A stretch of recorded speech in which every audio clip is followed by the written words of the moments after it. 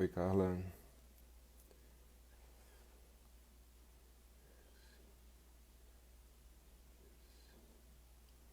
Tenta fixar aqui. Oi, Isabel, tá aí? Tudo bom, Isabel?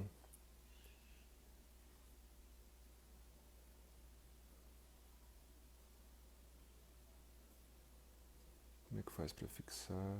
Fixar o comentário. SFC. Pronto, boa tarde. Carla já chegou, Isabel. A Dillon mandou mensagem hoje. Deve falar Dillon mesmo, né? Sol. 4:01. Vamos esperar mais um minutinho pra ver se chega mais alguém. Várias pessoas reclamaram desse horário.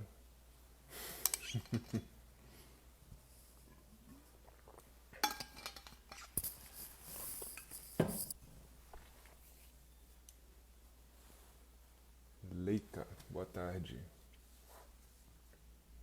4:02, vamos começar porque o tema é enorme. Antes de começar, eu gostaria de agradecer ao incentivo a essa live da nossa amiga Carla, que está nos acompanhando, e da Denise. Né? São as duas grandes amigas que conversam muito comigo sobre esse tema. Né? A Denise chegou. Olá, Denise. Estava aqui agradecendo as discussões que eu tenho com você e com a Carla, principalmente. Agradecer a todo mundo, na verdade, né? Porque é uma doença que é uma escola, a síndrome da fadiga crônica. E vocês realmente são pessoas que sabem muito do assunto e sempre compartilham comigo muito conhecimento, artigo. Hoje mesmo eu li dois artigos que a Denise tinha mandado há um tempinho atrás, falando do coronavírus e da síndrome da fadiga crônica. Eu vou comentar esses artigos que a Denise enviou para mim há um tempo atrás. Bom, vamos começar então. Primeiro, então, assim, a meta dessa live é falar sobre avaliação laboratorial e síndrome da fadiga crônica. Mas muitos que vão nos acompanhar ao vivo aqui, depois eu vou deixar salvo, tem gente que querendo participar da live. Muitos não sabem o que é. Né? Então, o nome técnico, olá Adila, se chama síndrome da fadiga crônica ou encefalomielite miálgica. Essa é a live que eu vou fazer, que eu recebi mais perguntas. Tá? Eu não sei se vai dar tempo de responder todas. Só que a gente vai conversar, eu vou tentar introduzir o tema aqui com vocês. Ele vai ficar salvo sim. Vai ficar salvo aqui no meu perfil. Então, o que é essa síndrome?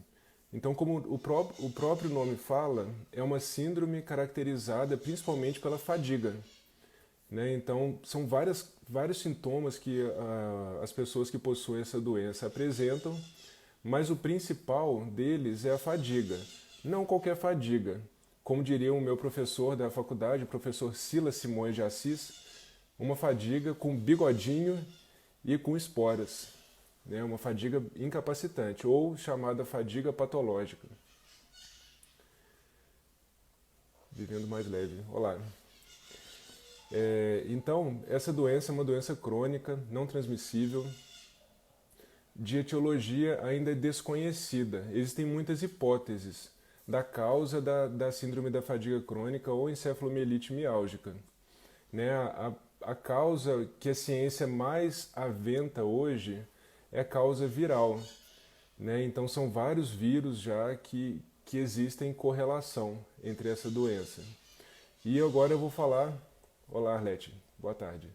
E eu vou falar para vocês a minha percepção com relação a essa doença e o que a ciência fala.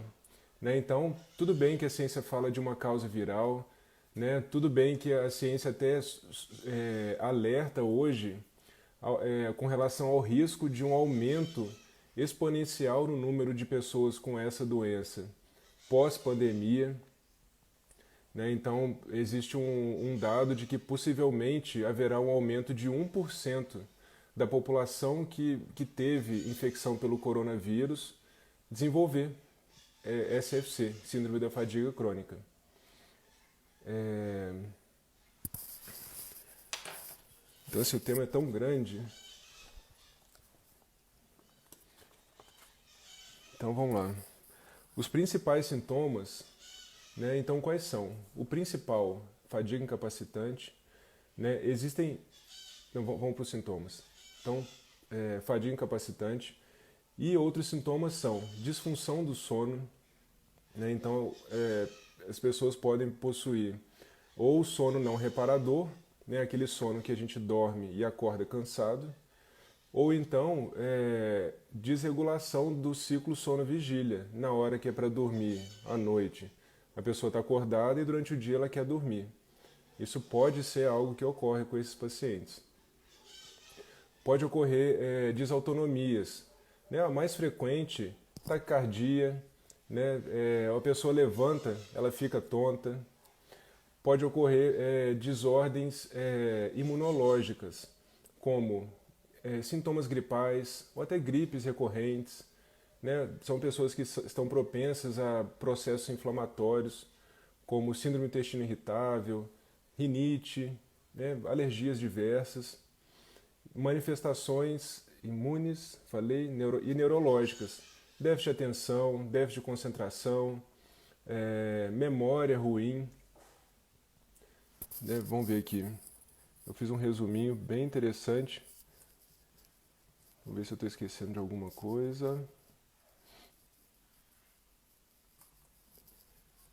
É dor. Então, assim, uma das. Então, e existem comorbidades.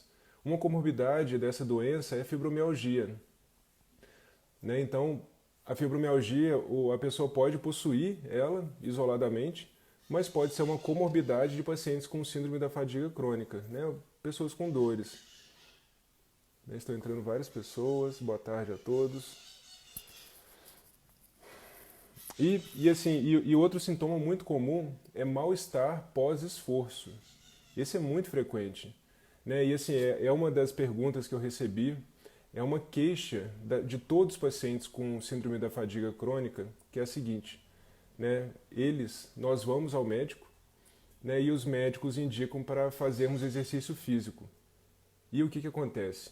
Fazemos exercício físico e pioramos, né? Então, por conta de um desconhecimento dos profissionais de saúde com relação a essa doença, eles indicam algo que sim é saudável, mas para essa população tem que ser indicado com muito cuidado, né? Então, conversando com uma das nossas amigas, até uma simples sessão de yoga, né, pode ser desencadeadora de uma crise de fadiga, né? Então tem que se tomar muito cuidado.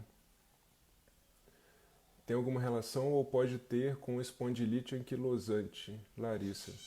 Bom, então essa é uma pergunta muito importante. Eu já estou com isso. Essa é uma pergunta muito importante, então eu vou antecipar essa sua resposta com uma pergunta que eu recebi, que é: síndrome da fadiga crônica, ela é autoimune? Existem evidências que sim, de que é uma doença autoimune. Existem até autoanticorpos já detectados e demonstrados em alguns estudos científicos. São autoanticorpos contra receptores neuroendócrinos, como receptores muscarínicos, adrenérgicos. Então, possivelmente, é uma doença autoimune, sim. E outros estudos ainda corroboram com essa visão, dizendo que é muito mais frequente encontrar pacientes com síndrome da fadiga crônica que já possuam doenças autoimunes. Então, essas informações vão se casando. Então, possivelmente, sim, é uma doença autoimune, né? E se alguém tem espondilite anquilosante, diabetes mellitus tipo 1, tireoidite de Hashimoto, doença de Crohn, enfim, todas essas doenças autoimunes, a chance dela desenvolver uma síndrome da fadiga crônica ela é muito grande. Então vamos fechar esse raciocínio agora. Olha que interessante, né? Então a ciência fala que a causa é infecção viral. Tudo bem, a gente não discute que não seja causa viral ou não. A questão é que parece que existe um terreno biológico predisposto a isso. E que terreno biológico é esse? Um terreno biológico em que exista a autoimunidade. né? Então, autoimunidade, e aí vem essa infecção viral como um dos principais gatilhos para o start dessa doença, tá? Tá, Larissa? Então, possível, é isso aí. Ó, então, vamos falar um pouquinho. Uma frase que eu gosto de falar, e eu coloquei aqui no post no Instagram, é para vocês tomarem cuidado com receita de bolo. Então, assim, hoje é muito fácil divulgar que é importante tomar vitamina B12, é importante tomar vitamina D3, é importante usar magnésio, coenzima Q10 e por aí vai. Só que, o ser humano ele é individual, né? A gente começa estudando individualidade pela impressão digital. Só que a gente sabe que cada um precisa de uma quantidade de nutrientes, né? Ou então, por exemplo, falar de um tema simples, iodo. O iodo, eu vejo até no meu consultório. A gente suplementa os pacientes, por exemplo, indica espirulina, uma alga fonte de iodo. Tem pacientes com 500 miligramas de espirulina, o iodo dele, pelos exames laboratoriais, já ficam excelentes. Agora, tem pacientes que 3 gramas de espirulina não são suficientes. E ainda mais suplementação de iodo quelado, por exemplo, né? Então, a gente sempre precisa individualizar, né? Então, receitas de bolo que eu brinco que são receitas para a população, nós temos que tomar muito cuidado. Eu faço uma brincadeirinha muito simples, que aí fica claro entender. Eu pergunto para as pessoas, por exemplo, 2 milhões de reais é muito dinheiro? Olha, para mim é muito dinheiro. E para a maioria das pessoas, 2 milhões de reais é muito dinheiro. E aí eu coloco a imagem do Michael Jackson. Né? Eu já vi, eu sou fã do Michael Jackson, já vi ele entrando em antiquários, ele comprava parece que tudo. 2 milhões de reais numa comprinha daquelas para ele, não compra talvez uma peça de que ele está querendo comprar, é pouco. Né? Então para ele é pouco, para nós talvez muito.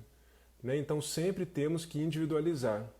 Então um exemplo disso, já falei um pouquinho do iodo, agora falando um pouco da vitamina B12, que é uma vitamina que inclusive é indicada como diagnóstico diferencial da síndrome da fadiga crônica.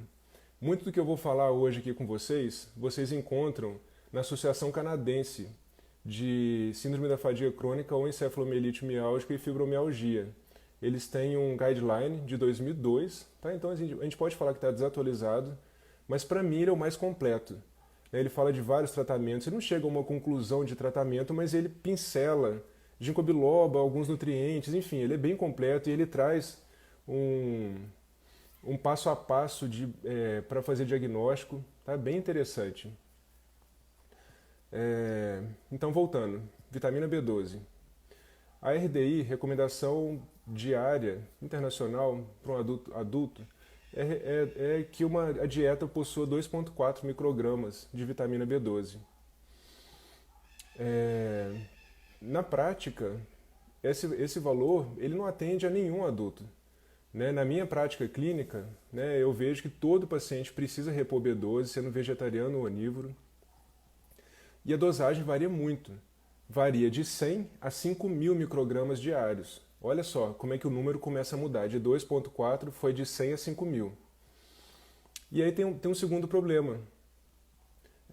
Como é que a gente interpreta o exame de vitamina B12? Não é simples, gente. A gente precisa de no mínimo 3 exames, no mínimo. A gente precisa de vitamina B12, homocisteína e o VCM lá do hemograma também fala bastante dessa vitamina B12. Né? Então, além de precisar de 3 exames, nós temos que entender também o que significa aquela referência do laboratório, né, para eu poder entender o que ele está me falando. Né? Talvez poucos de vocês saibam o que significa aquilo, e é uma teoria importante de saber como paciente mesmo. A referência do laboratório significa cálculo estatístico de normalidade. O que é isso? A população que fez aquele exame, 100%, tira-se 95,4%. Isso corresponde àquela referência. Então aquela referência só significa que é normal, não significa que é ideal. Então essa é uma primeira dificuldade de interpretação de exame laboratorial. E eu falo até por experiência própria. Né? Eu já fiz várias vezes exames, né? E os profissionais olhavam, tá bom. Eles até falam certinho, tá normal. Só que você não se sente bem, né? Você está mostrando o exame e está normal, mas não está bem para você. Então é importante a gente diferenciar o normal do ideal. Então, o exame veio lá, vitamina B12. Normalmente a faixa varia de 130 a 900, na maioria dos kits de exame de vitamina B12. E aí a B12 está lá, 200. Tá normal? Tá normal. Tá ideal? Provavelmente não. O que o exame de B12 ele quer mostrar? Então, assim, eu quero mostrar para vocês que não é tão simples. Os leigos tentam, e eu sei que é no desespero, interpretar esses exames, e não é simples. Exame vitamina B12, eu costumo falar que é o pior de todos para interpretar a vitamina B12. E o que ele mostra para a gente? Na teoria, o que ele é? O exame vitamina B12, ele nos mostra os transportadores da vitamina B12, que são as transcobalaminas. Então, o exame vitamina B12 mede 3 transcobalaminas, 1, 2 e 3. Sendo que uma dessas 3 faz função fisiológica, função biológica. Uma das 3. Então, isso já é um fator de erro. Né? Por exemplo, nos Estados Unidos existe um exame chamado transcobalamina 2. Ele mede apenas a transcobalamina que tem função fisiológica. Ele é mais fidedigno, naturalmente. Mas não precisamos nos preocupar, né? Porque a gente realmente não precisa dela. O ideal é a gente correlacionar exame vitamina B12. O VCM ele dá um sinal para a gente também. O que é o VCM? É o volume celular médio lá do hemograma. É o volume celular médio das hemácias. Gente, se tiver muito complexo, vocês me desculpem, viu? Acho que eu estou aprofundando demais nesse tema aqui. Desculpa. Desculpa, gente. Então, assim, a gente correlaciona os 3 e aí dá para entender, né, se a vitamina B12 está boa ou não. A quase totalidade dos médicos não analisa os exames com esse conhecimento. O ideal é quando os sintomas clínicos desaparecem. Isso vai variar de pessoa para pessoa. Isso mesmo. Né? E a homocisteína. Então, assim, o VCM, quando falta B12, normalmente a célula está grande, existe uma tendência ou já uma macrocitose. Então tá, doutora Ângela. Então tem profissionais da área da saúde, né? Eu tô talvez especificando demais, mas eu vou tentar ser um pouco mais superficial. E por último, a gente correlaciona com a homocisteína. A homocisteína é um marcador funcional do metabolismo da metionina e mostra de maneira indireta níveis de algumas vitaminas, principalmente B12, ácido fólico e um pouco de piridoxina. Então, assim, a gente correlaciona as 3 e entende, né, como é que está essa vitamina no paciente. Enquanto a B12 não está ideal, existe fadiga. Então, assim, o que eu vejo muito na prática clínica? É importante a gente nutrir esse paciente, porque existe soma normalmente, né, da fadiga da doença e a fadiga de falta de vários nutrientes. Isso que é importante deixar bem claro. Né? Então, não que a falta da B12 causou a doença, mas a fadiga da falta da B12, a fadiga da falta da vitamina D, a fadiga da falta do magnésio, ou a fadiga do mau funcionamento tiroidiano, por exemplo, ou um nutriente que causa muita fadiga, ferro. A fadiga da falta do ferro, tudo isso é somado à fadiga da doença, e o paciente fica muito pior. E o que a gente observa é que, conseguindo nutrir adequadamente, a gente consegue ajudar bastante. Só de nutrir esse paciente a gente já ajuda bastante. Não é simples, não é de um dia para o outro. Né? Eu vejo que são pacientes que eles normalmente desistem do tratamento. São pacientes muito complexos. Né? Então, assim, por exemplo, eu comentei do ferro. O ferro é a carência nutricional mais comum no mundo. Gente, isso é muito grave. Eu sei que a gente está falando aqui de síndrome da fadiga crônica, mas é importante ressaltarmos causadores de fadiga também, sem ser doença, porque elas se somam, igual eu estou falando. O ferro não é fácil interpretar. Né? Então, um exemplo simples, tem profissional da saúde aqui, tem pacientes que estão nessa luta. Né? O ferro, normalmente o profissional ele pede hemograma para avaliar se tem glóbulos vermelhos adequadamente e tudo mais. Nem sempre que tem anemia, nem toda anemia é por falta de ferro. Falta de B12 causa anemia também, falta de cobre causa anemia também, falta de hormônio tiroidiano, função renal inadequada, função hepática. Então, assim, é importante avaliar o ser humano como um todo, inclusive nos exames laboratoriais. E quando especificamente falamos de ferro, é inclusive uma briga, entre aspas, que eu tenho com vários profissionais de saúde, é que existe uma entidade chamada carência de ferro não anêmica. E nesse caso é importante repor sim. Hoje em dia existe um programa na cabeça de muitas pessoas de que tem que repor ferro quando tem anemia. Gente, isso é terrível, isso não existe. A anemia tem que ser investigada, por que existe ela, ou então se não existe anemia, mesmo assim tem que investigar se falta ferro, se falta B12, se falta cobre, porque dá muita fadiga. Eu falo, brincando inclusive, né, que o paciente que ele é mais grato pelo tratamento, olha que bobo, entre aspas, isso, é o paciente que a gente repõe o ferro adequadamente. Porque assim, é um mal-estar tão grande que a falta de ferro causa, e eu vou falar um pouquinho sobre isso com vocês. O exame que é pedido para avaliar o estoque de ferro é a ferritina. Né? E na teoria, o que é ferritina? Ferritina é uma proteína de fase aguda, que mostra sim estoque de ferro. Só que a ferritina ela sofre influência de quê? Inflamação e função hepática. Então a soma é bem simples, são 3 fatores. Ferritina é igual a ferro, mais inflamação, mais função hepática. Para eu poder interpretar esse exame, eu preciso avaliar esses 3, senão não tem como.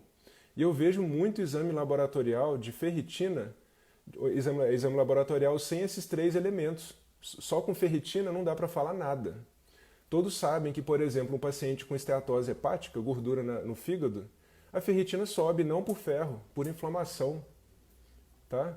Então, só de falar na ferritina são 7 exames. Tem para avaliar junto.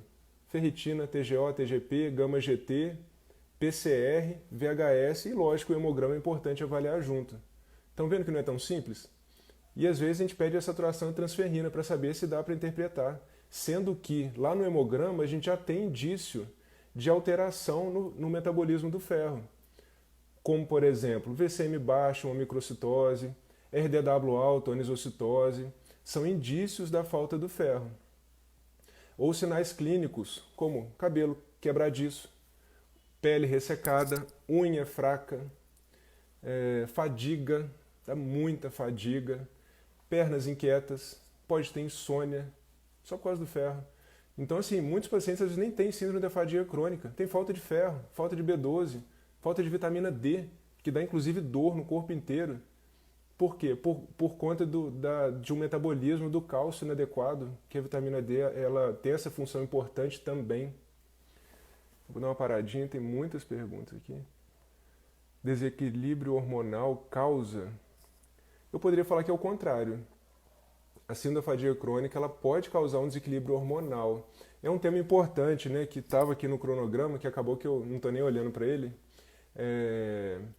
Vários estudos, na prática clínica a gente observa também que existe uma alta correlação entre síndrome da fadiga crônica e baixos níveis de cortisol. O cortisol é um hormônio feito lá na glândula adrenal, suprarrenal, uma glândulazinha em cima do rim, que é chamado hormônio do estresse. Pacientes com síndrome da fadiga crônica têm esse hormônio muito baixo, assustadoramente baixo. Qual que é o problema disso? Os estudos mostram isso. Alguns estudos trazem uma hipótese de que talvez seja benéfico para o paciente repor esse hormônio, sendo que várias associações de endocrinologia reprovam essa conduta. Mas na prática observamos que isso é muito benéfico quando necessário. E o que é importante saber desse hormônio cortisol? É o hormônio do estresse? Sim, é o hormônio do estresse. Mas é importante entender o que é estresse agudo e o estresse crônico. O estresse agudo é aquele estresse, eu brinco, a pessoa está no paraíso, saiu do paraíso, teve estresse, passou, voltou para o paraíso, estresse agudo. O cortisol vai subir, né, ele tem suas funções importantes, por exemplo, gliconeogênese. Ele vai lá no fígado e ajuda a fazer glicose. Para quê? Para ter energia para fugir. E aí vem adrenalina e tudo mais, e existe toda uma sinergia da reação luta e fuga. Agora, no estresse crônico, o que acontece? Os níveis de cortisol vão caindo cada vez mais. Por quê? Por um bloqueio neurológico. Né? Existe um eixo neuroendócrino chamado hipotálamo, hipófise adrenal, em que lá no hipotálamo ele faz um hormônio chamado CRH, a hipófise faz um hormônio chamado ACTH, que vai lá para a adrenal para fazer esse hormônio. Se a gente pede nos pacientes com cortisol baixo esse exame ACTH, a gente observa que o ACTH deles é baixíssimo, é suprimido, né? O que não condiz, por exemplo, com a teoria da fadiga adrenal. Essa foi uma questão que me perguntaram bastante, né? Pediram para eu contar a minha história com a fadiga crônica. Eu descobri que eu tinha síndrome da fadiga crônica há uns 2, 3 anos, isso é recente. Eu fui convidado para dar uma palestra sobre o tema lá no Canadá e eu sabia que eu tinha fadiga adrenal. E estudando a fadiga crônica, eu falei, poxa, não é nada de fadiga adrenal, é síndrome da fadiga crônica. E há uns 7 anos atrás, quando eu comecei a estudar hormônio, o professor ele me pediu uma série de exames hormonais. Na hora que chegou o resultado do cortisol, ele falou, meu Deus, Micael, fadiga adrenal. Gente, o meu cortisol, acho que eu nunca vi nenhum paciente com cortisol tão baixo igual o meu. Cortisol lá embaixo, né? Então, aquele ciclo circadiano do cortisol, no qual de manhã é mais alto, à noite é mais baixo, o meu era um platôzinho, baixinho. E todos os outros hormônios em níveis muito baixos. Aí eu comecei a estudar esse tema. Mas para mim isso era normal, eu sempre tive fadiga, eu sempre demorei muito mais do que todo mundo a me recuperar. Eu sempre fui o preguiçosinho que precisava dormir muito mais, e até hoje eu sou assim, eu preciso dormir de 8 a 10 horas por dia. O dia que eu não durmo tanto, eu fico mal ainda. E deixa eu baixar aqui. Opa! Então foi aí que eu descobri essa síndrome da fadiga crônica, né? E assim, um ponto que eu queria chegar a comentar com vocês é o seguinte, a importância do emocional. Tudo bem que existe essa teoria de que começa com uma infecção viral, né? Tudo bem que existe essa predisposição biológica de autoimunidade, só que agora o que eu vou falar é a minha experiência pessoal, profissional e estudo científico também. Existe uma alta ligação entre problemas emocionais e síndrome da fadiga crônica. Normalmente, então assim, existe um arquétipo do paciente com síndrome da fadiga crônica. Parece que são todos iguais. Eu estou apontando para alguns de vocês que possuem, para mim também. São pessoas perfeccionistas. Né? Elas querem tudo certinho. Né? Olha, isso aí eu nunca vi nenhum paciente com síndrome da fadiga crônica que não seja perfeccionista. E eles se esgotam por conta disso. Eles querem fazer perfeito e se cobram muito. São pessoas que se cobram demais e por conta disso fadigam. Olha só, parece simples, né? Mas eu acredito que o cerne da doença está aí, no emocional, em emoções mal trabalhadas. E é por isso que o tratamento nunca pode estar longe de um bom terapeuta ou de um bom caminho de autoconhecimento. Né? Então, cada um tem um caminho. Né? Eu falo que uns precisam, a maioria precisa de um ótimo psicólogo ou terapeuta. A arte entra e ajuda muito. A natureza é um remédio fantástico, por mais simples. Vocês vão ver que as coisas mais importantes são as mais simples. Tudo bem que existe remédio.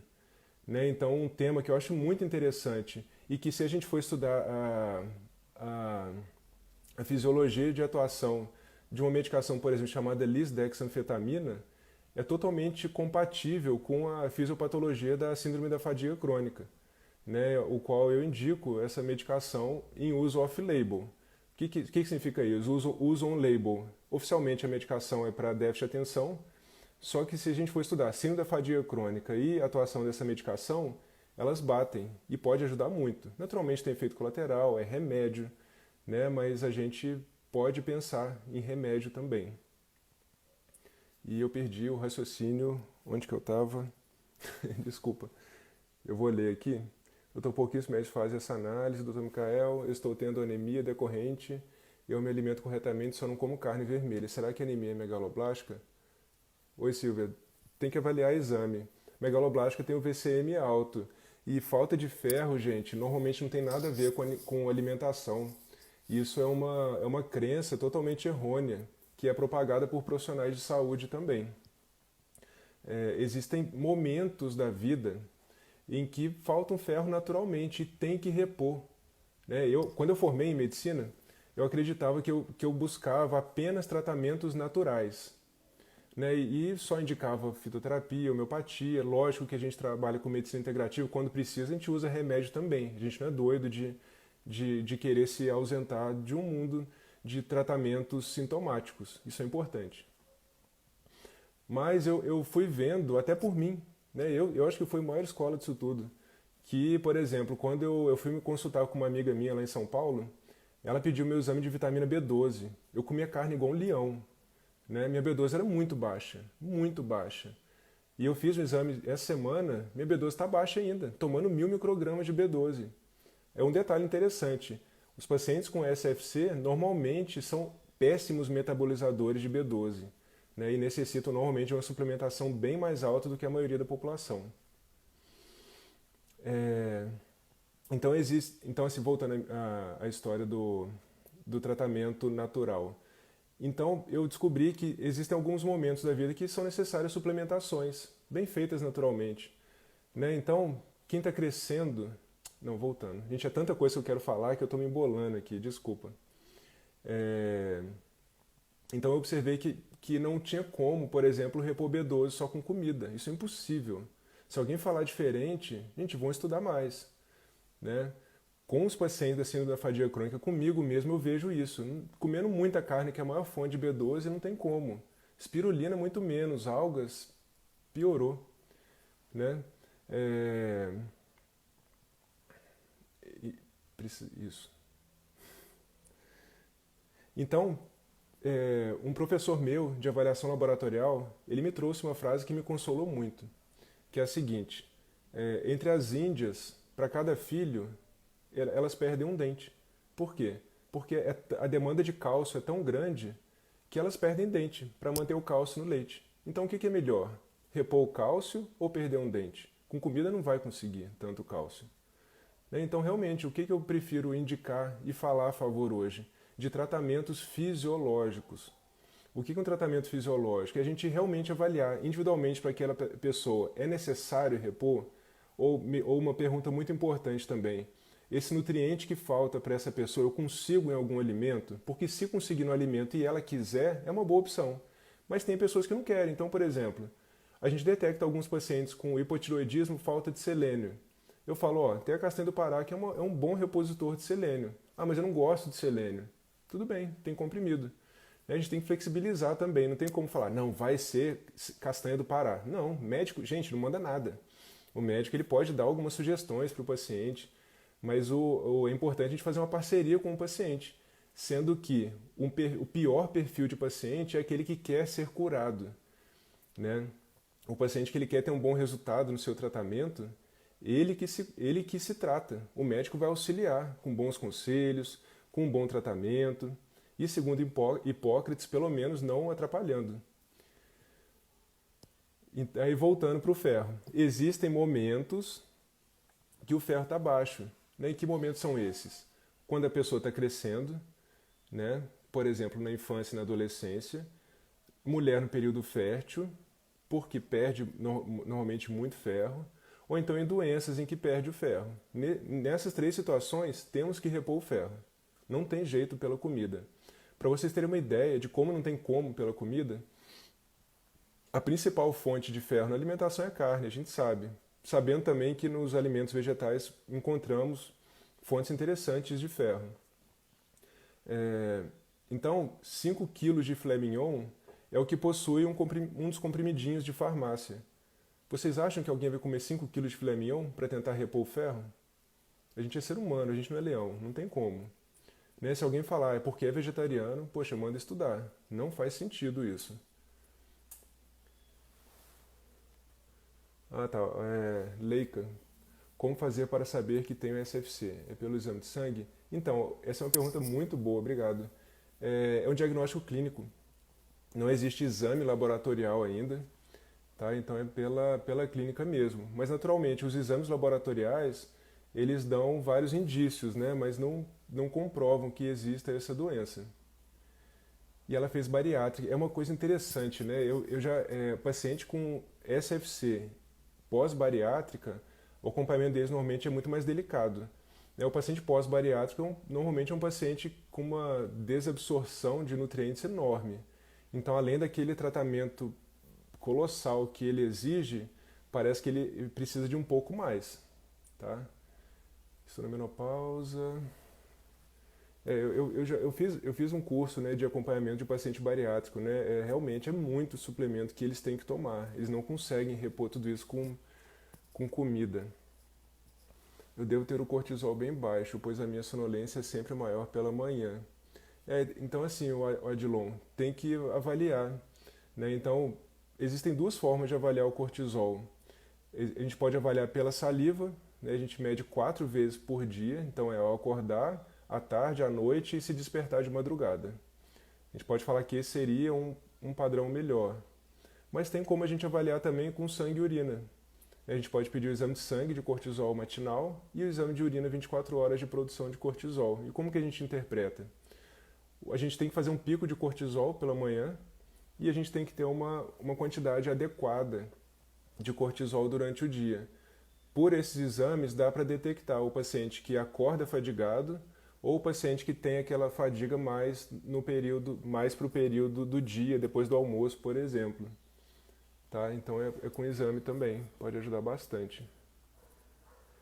Mesmo repondo hormônio tiroidiano há anos, ainda tinha vários sinais de hipotiroidismo. Na primeira fase do tratamento, eles sumiram.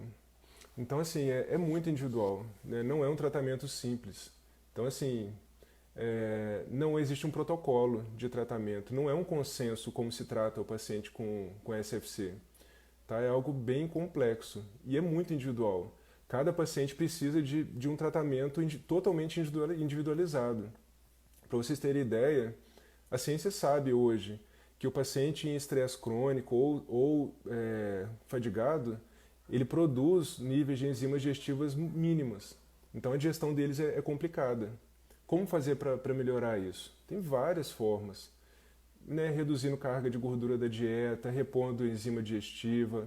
Existem plantas que podem ajudar. E o que vai ajudar cada um? Olha, testando mesmo, não é simples. A síndrome tem a ver com enxaqueca? Podem ter sim. Júlia. Sara, será que essa síndrome tem jeito? Então, é uma pergunta que a gente não tem resposta. Né? Eu falo que para toda doença, quem sabe é Deus. Eu acredito em Deus, espero que vocês também, mas se não acreditam, eu respeito. O futuro a Deus pertence. A gente nunca sabe o que vai acontecer. Não é porque é grave que não vai ter um resultado terapêutico e não é porque é simples que vai ter também. O que a gente faz é realmente entender o que está acontecendo com o paciente e traça um tratamento, vai ajustando, né? Como estou falando, não é nada simples. Alguma relação dessa fadiga com pessoas mais sensíveis, com certeza, são pessoas muito sensíveis. Aline, são pessoas com um perfil psicológico muito sensível. São pessoas que normalmente já passaram por algum estresse pós-traumático ou por alguma situação de abuso. Isso é muito interessante.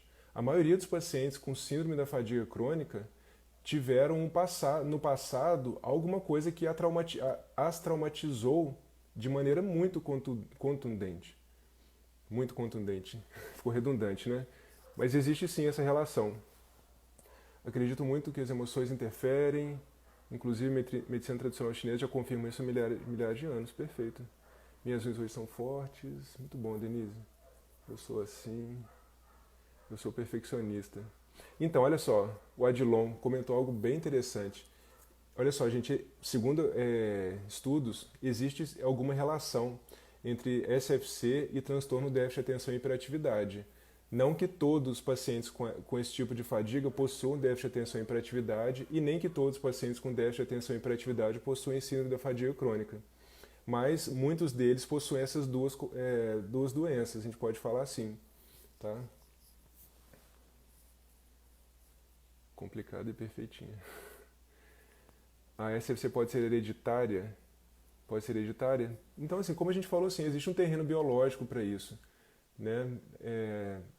Então, assim, existe uma genética e, com certeza, pelo que as pessoas fazem em semelhança, o que é chamado de epigenética, elas podem se manifestar com maior frequência em pessoas da mesma família.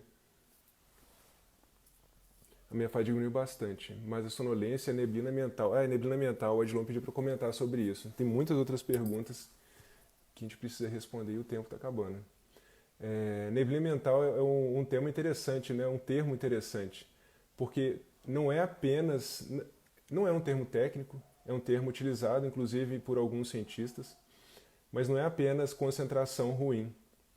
A neblina mental é algo que junta concentração ruim, sensação de mal-estar, raciocínio mais lento, memória também não é tão boa. Isso seria uma neblina mental, ou névoa mental, ou cerebral. Estava falando sobre emocional e síndrome da fadiga crônica. Excelente conclusão em relação às terapias naturais. A ser flexível, se necessário suplementar e medicar também. Obrigado. Quando faz bariátrica, perde muito ferro. O ferro é um dos elementos que tem que repor em maior quantidade quando faz bariátrica. O jejum intermitente é bom? Nossa, muito boa pergunta. O que acontece? Então, como eu falei, existe uma alta correlação entre baixa de cortisol e síndrome da fadiga crônica. Qual que é uma das funções do cortisol, como eu já falei, é a gliconeogênese. Então esse hormônio ele ajuda o fígado a fazer mais glicose em momento de jejum. Agora vocês imaginam uma pessoa que produz pouco cortisol, né? Ela não consegue fazer adequadamente glicose em momento de jejum. Então, vamos falar da teoria e a gente vai chegar na prática. Não faz sentido fazer um jejum intermitente para essas pessoas. E a gente observa que normalmente quem tem síndrome da fadiga crônica tem compulsão por doce, tá? Por conta disso, por falta desse hormônio. Então, o mais indicado, que é uma das outras perguntas também, qual a dieta mais adequada? Né? Então, assim, eu não vou falar para vocês qual a dieta mais adequada, porque isso não existe, né? Mas é importante comer com intervalos menores, a cada 2 ou 3 horas. Por quê? Porque se o paciente com SFC faz o jejum intermitente, ou até uma dieta low carb, ele pode começar a ter hipoglicemia. E aí piora tudo isso. Aí ele vai ter mais fadiga, e aí, enfim, isso não é legal. E isso é perigoso, tá? Então, voltando à pergunta da dieta ideal. É complicado, é muito complexo, né? Eu tenho muitos amigos nutricionistas, converso, aprendo muito com todos eles. Não quero passar, né, na frente deles. Mas quando a gente fala de dieta, a gente tem que pensar no emocional da pessoa, né, e o que é o ideal. O que eu acredito que é o ideal? É uma dieta com o menor índice de produtos de origem animal possível, tá? Então, com exceção aos produtos apícolas, que eu acredito que são muito saudáveis. Né? Mas a maioria dos produtos apícolas, existe uma discussão aí, mas não são de origem animal, são só manuseados por animais. E para esses pacientes é importante comer em intervalos menores, tá? Isso é bem importante. E os estudos falam também na questão de quanto mais os alimentos são manufaturados, pior a qualidade é. Então, alimentos minimamente manufaturados são de melhor qualidade. Então, um arroz de preferência integral, vegetais, frutas, quanto mais natural, melhor. E quanto menos animal, melhor também. Então, por exemplo, tem pessoas que amam carne. Então, se ela ama carne, tudo bem, ela vai comer carne. A gente não vai falar que não pode, né? Mas a gente vai tentar diminuir o produto animal e tentar aumentar o produto vegetal. Isso é bem interessante. A Arlete está perguntando da relação entre B12 e emocional. É interessante, tem relação sim, por mais estranho que isso pareça. Pessoas estressadas, né, parece que elas consomem literalmente vitamina B12, né, e a gente observa que precisam de uma suplementação maior. Ou então, pacientes que a gente, por exemplo, acertou, já sabe qual a dosagem de B12 que ela tem que consumir diariamente. Se ela passa por um momento de estresse muito grande, essa necessidade vai aumentar. Então existe essa relação sim. Ô, Dr. Zé Mário, olá. Eu tenho SFC há 3 anos, no momento estou bem, terrível. Tenho compulsão por doce. Esse PEN daí é danado, né? Que bom que você vai falar da neblina mental, já falei. Ingerir mel com própolis depois de 3 refeições tirou muito minha compulsão. O mel é uma dica que eu dou para os pacientes. Né? Então, o mel é uma fonte boa de carboidrato. E quando o paciente ele sente muita fadiga ou ele está em jejum e não tem como comer, fazer uma refeição adequada, ele pode consumir mel. É uma fonte de carboidratos. Nesse guideline da Associação Canadense de Encefalomielite e Fibromialgia, eles indicam que o paciente com SFC consuma mais antioxidantes. Um mel de verdade, né, que não seja naturalmente falsificado, não aquecido, não exposto ao sol, ele é riquíssimo em antioxidante, tá? Então é uma boa opção, sim. Mel, própolis, com certeza, pólen. Doutora Gena, os produtos apícolas, exceto a geleia real, não são de origem animal. Isso aí. Adilon, consegui todas as perguntas aqui. A minha SFC começou a se manifestar quando decidi fazer minha dieta low carb. Acho que isso foi o gatilho. Então, assim, o que a gente observa, o gatilho para o início da doença é algum estresse muito grande. Eu interpreto uma infecção viral como um estresse muito grande, um estresse físico, mas estresse emocional também pode ser gatilho. Existem muitas publicações mostrando esse link entre gatilho de doença autoimune e emocional, tá? Então pode ser isso sim. Glúten e lactose piora SFC paulatinamente? Tem pacientes que sim. O glúten, qual o cuidado que a gente tem que ter? Existe o paciente com a doença autoimune do glúten, que é a doença celíaca. Existe o paciente com alergia ao glúten. E existe o paciente com intolerância não celíaca ao glúten. E o que é isso? Aquele paciente que você faz tudo de exame, não acha nada, mas se ele para de comer glúten, ele melhora o seu sintoma de fadiga ou o que for. Né? Então, tem que tomar cuidado com glúten. E com lactose, muitos pacientes com SFC possuem intolerância ao carboidrato do leite, que é a lactose. Então, tem que ficar de olho nisso também. Tá? Então, vamos lá. Tem muitas perguntas aqui. Dieta ideal, gatilhos... Ah, tá. Alguém comentou se, por exemplo, a sinusite pode ser um gatilho para uma crise de fadiga, ou o nome que pode ser chamado PEN. A sinusite pode ser, mas o que a gente observa? Um professor meu lá da Alemanha, lá da Romênia, Stefan Stangasio, ele comentava que sempre a gente tem que perguntar qual a causa da causa.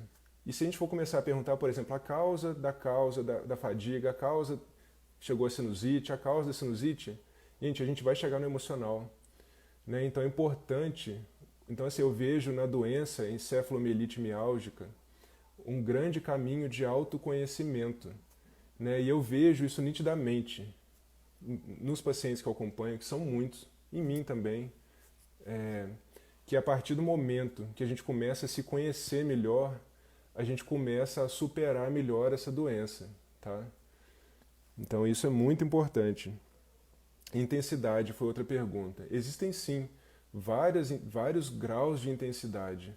Né? Tem pessoas que por anos não saem da cama. Gente, é uma doença muito incapacitante. Segundo dados canadenses, a síndrome da fadiga crônica é uma das doenças mais incapacitantes, próximas à doença pulmonar obstrutiva crônica e AVC. Isso é gravíssimo. E é a doença número 1 em expectativa não atendida em consulta médica. O que significa isso? O paciente vai no médico e ele fica totalmente frustrado, porque além do médico não saber, não conhecer essa doença, ele não ajuda em nada o paciente. Isso é muito frustrante, muito frustrante. Isso mesmo, muito na ginecologia vejo fatores emocionais.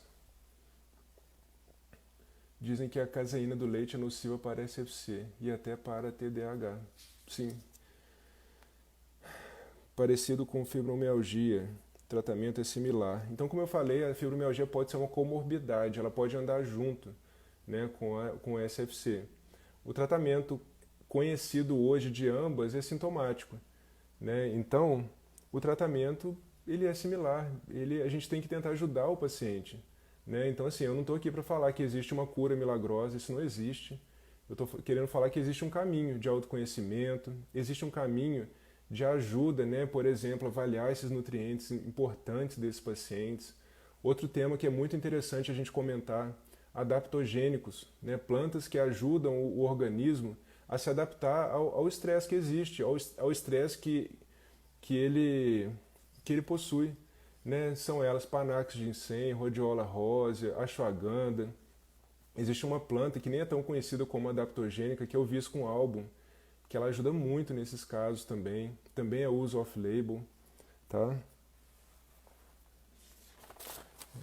Nossa, tem muita pergunta ainda. Pediram para eu falar.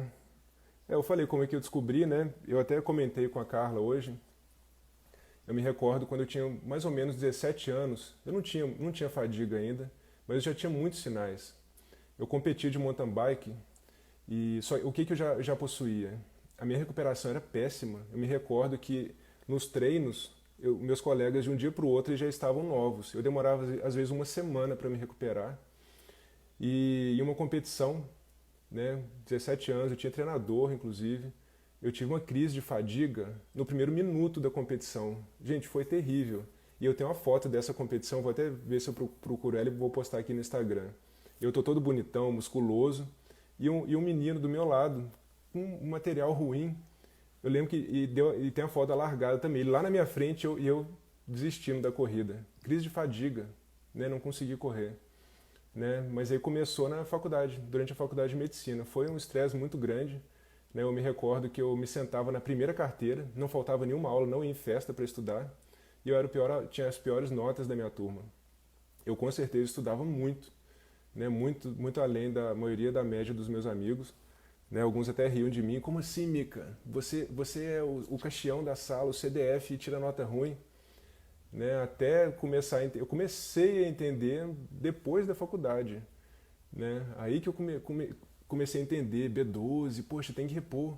Vitamina D, minha vitamina D era limítrofe, muito baixa, muito abaixo da normalidade. Meu cortisol, como eu falei com vocês, era muito baixo. Né? Então, essa é, resumidamente, um pouquinho da minha história. Né?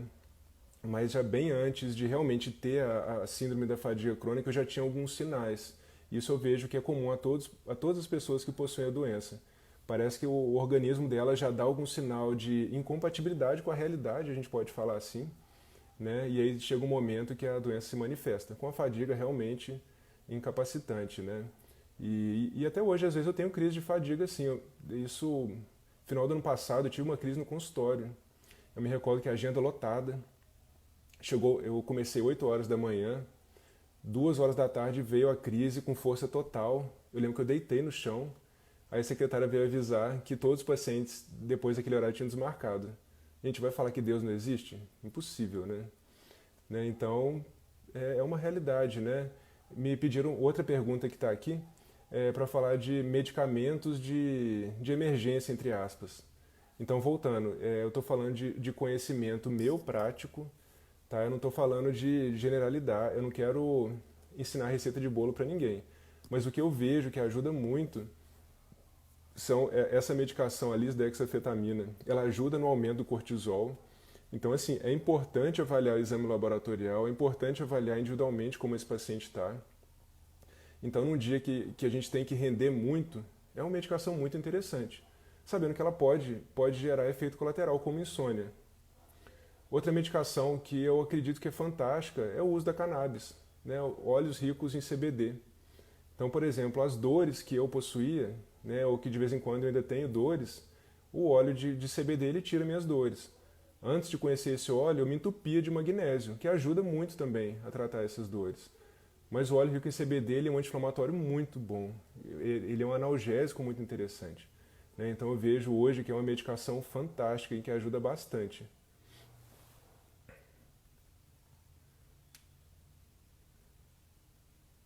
Como tratar Covid?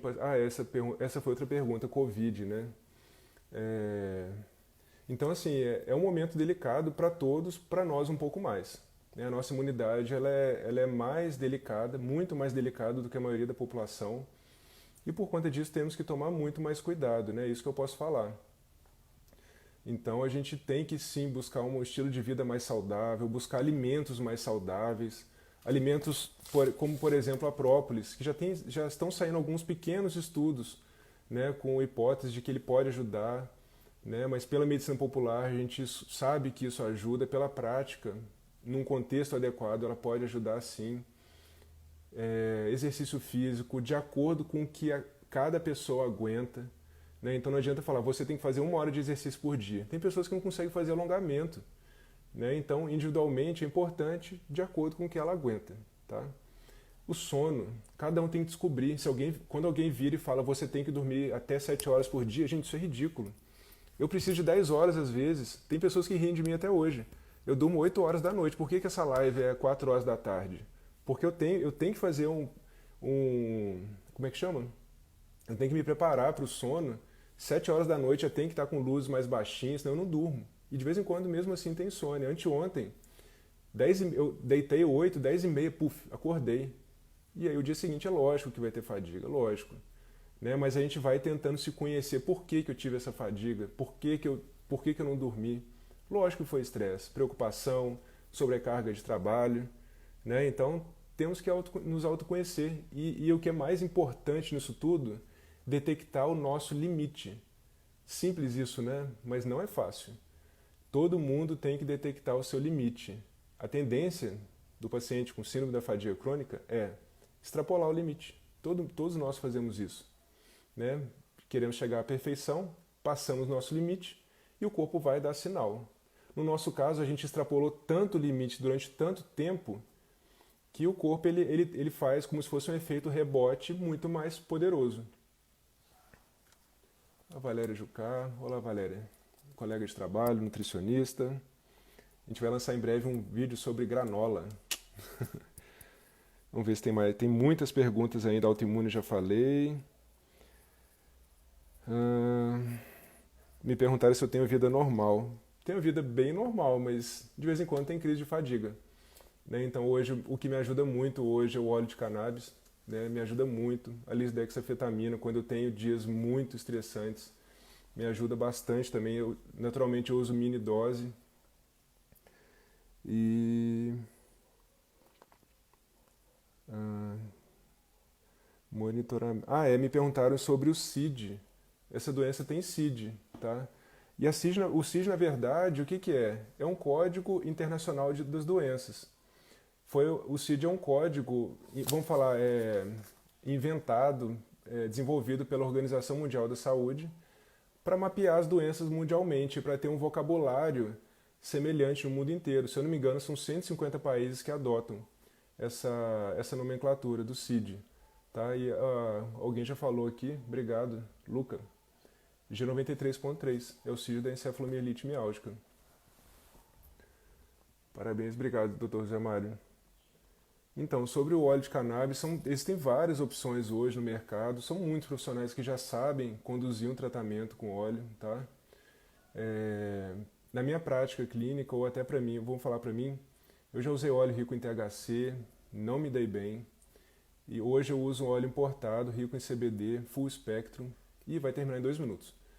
Né? Então isso pode ajudar bastante. Mas como eu estou falando, tem muito profissional que já sabe conduzir. Tem vários experts em óleo de cannabis. Tá? Então a live vai acabar. Olha, me desculpem se eu embolei o raciocínio várias vezes. Eu queria falar muito para vocês. É um tema que eu estudo muito, naturalmente por um motivo até egoísta, né? Para poder me ajudar. E foi um prazer falar sobre esse tema. A Denise está me cobrando essa live há bastante tempo. Desculpa o atraso, Denise. A Carla também. Obrigado também pelo incentivo. Eu espero que vocês tenham gostado. Parabéns pela live. Obrigado por compartilhar seu conhecimento. Muito didático. Que bom. A Leivânia, minha amiga, que me doou umas minhocas californianas. Então, pessoal, obrigado. O Instagram vai fechar aqui a live. Até a próxima, né? A gente pode marcar esse tema. A gente falou 1% da doença, a gente falou 1% de exames laboratoriais. Isso é muito interessante, é muito complexo, né? E se vocês tiverem interesse, a gente continua, né? A gente seleciona algumas perguntas, né? Dá para falar muito mais e é muito interessante sobre B12, sobre ferro, sobre a própria doença, doenças autoimunes, óleo de cannabis, enfim, por aí vai. Né? Muito obrigado, até a próxima. Fique com Deus.